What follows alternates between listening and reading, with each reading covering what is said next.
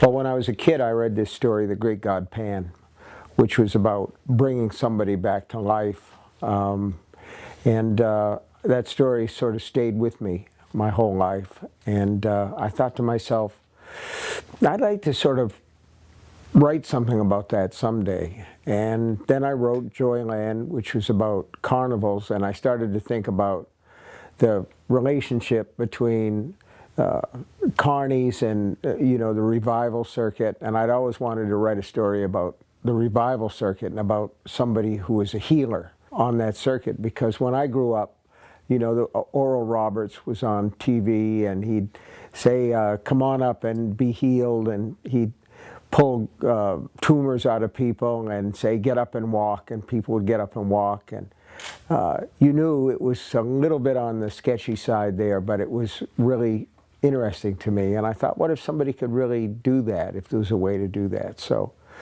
at some point, and I can never remember exactly where, because all the stories seem almost like dreams to me once they're done. It kind of fades away, the whole process of creation.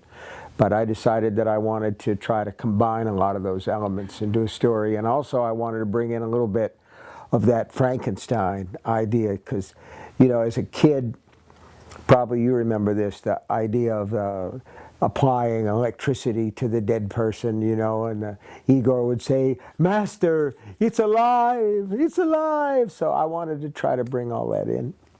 He's a good-hearted man. Yeah. He grows up in a big family that was sort of modeled on the families that I grew up with. The ones that I saw where there was a mom and dad in the house and a lot of kids, and everybody would brawl in after school, and grab peanut butter cookies, or there'd be a cake on the table or something like that. And we might watch American Bandstand, or we might just go out and play in the woods. But I loved that. I loved being welcomed into families where there was a real complete balanced family. We had a nice family, but there was no dad in the picture. There was just my brother and my mother and me.